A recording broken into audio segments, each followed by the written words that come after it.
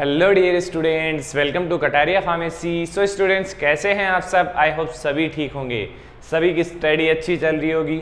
तो हम स्टडी कर रहे थे B pharma second semester biochemistry. Biochemistry की हमारी यूनिट थर्ड स्टार्ट हो चुकी थी। यूनिट थर्ड में ऑलरेडी 2 लेक्चर्स हम स्टडी कर चुके हैं। आज का हमारा थर्ड लेक्चर होने वाला है यूनिट थर्ड का। तो इसमें हम स्टडी करेंगे basically D novo synthesis of fatty acid. कौन सा? D novo synthesis of fatty acid या पैल्मेटिक एसिड। तो पिछले लेक्चर में हमने देखा था beta oxidation of unsaturated fatty acids के बारे में, और उससे पिछले लेक्चर में देखा था हम जनरल इंट्रोडक्शन। तो आज का भी एक पाथवे बेस्ड होने वाला है topic D novo synthesis of fatty acid. तो डिटेल में स्टडी करेंगे, तो वीडियो में एंड तक जरूर बने रहना। और वीडियो को स्टार्ट करने से पहले अगर आप चैनल पे न्यू है तो चैनल को सब्सक्राइब जरूर करें, क्योंकि चैनल को सब्सक्राइब करने का आपका कोई भी चार्ज नहीं लगता है।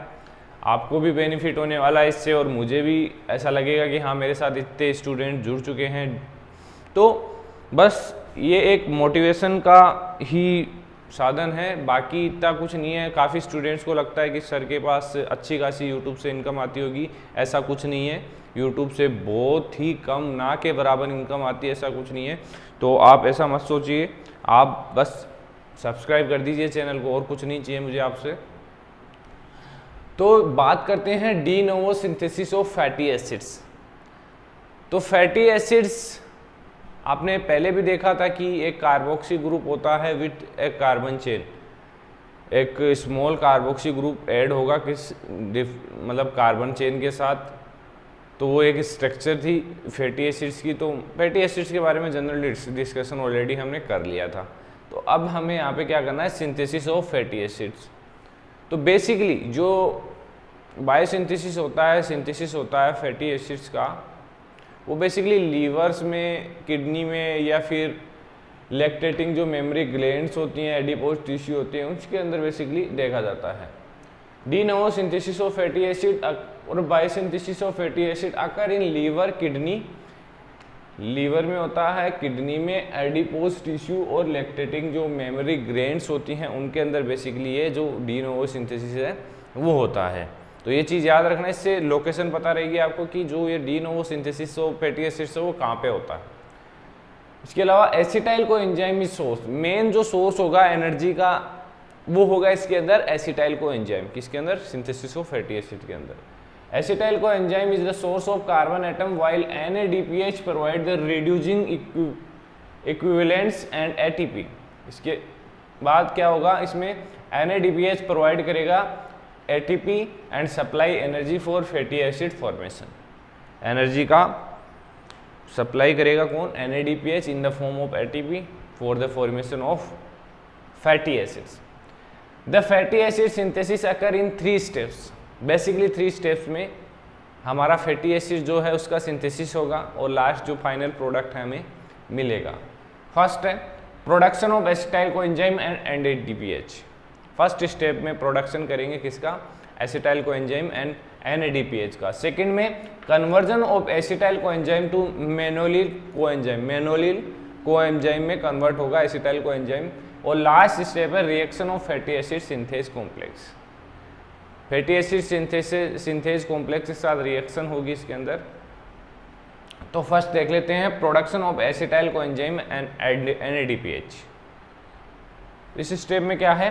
Acetyl coenzyme is produce in the mitochondria. Basically mitochondria के अंदर प्रोड्यूस होता है। कल भी हमने देखा था beta oxidation of fatty acid में देखा था कि एसाइल कोएंजाइम से एसिटाइल कोएंजाइम बन रहा था किसके अंदर? माइटोकॉन्ड्रिया में। बेसिकली साइटोसोल से एसाइल कोएंजाइम माइटोकॉन्ड्रिया के अंदर ट्रांसफर हुआ था, और वहाँ पे हमें एसिटाइल कोएंजाइम मिल रहा था, क्योंकि पिछले उस सिंथेसिस में हमने सिर्फ एसिटाइल कोएंजाइम बनाया था। तो acetyl coenzyme produce in mitochondria by the oxidation of pyruvate and fatty acids. किसके ऑक्सीडेशन से बनता है acetyl coenzyme? Oxidation of pyruvate and fatty acids. तो पिछले लेक्चर में देखा था हमने oxidation of fatty acids. Degradation of carbon skeletal of amino acids and ketone bodies. तो यहाँ पर हमें क्या मिलेगा? Acetyl coenzyme and NADPH। उसका ट्रांसपोर्ट कहाँ होगा?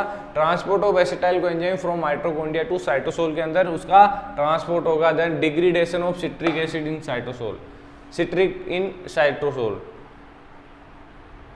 सेकेंड स्टेप है conversion of acetyl coenzyme to malonyl coenzyme. इसमें बेसिकली एंजाइम जो हमारा हेल्प करेगा वो हेल्प करेगा acetyl coenzyme carboxylase. Acetyl coenzyme is carboxylated to malonyl coenzyme with the help of enzyme acetyl coenzyme carboxylase. Basically ये enzyme होगा जिसकी मदद से मैनोलिन कोएंजाइम में कन्वर्ट होगा acetyl coenzyme. Reaction with fatty acid synthase complex enzyme. Then उसके बाद ये रिएक्ट करेगा किसके साथ, फैटी एसिड सिंथेज कॉम्प्लेक्स, जो आगे नेक्स्ट स्टेप में होगा। Reaction with fatty acid synthase complex enzyme. तो इसमें क्या होगा, fatty acid synthase is multiple enzymes complex. जो फैटी एसिड सिंथेज है वो मल्टीपल एंजाइम कॉम्प्लेक्स है।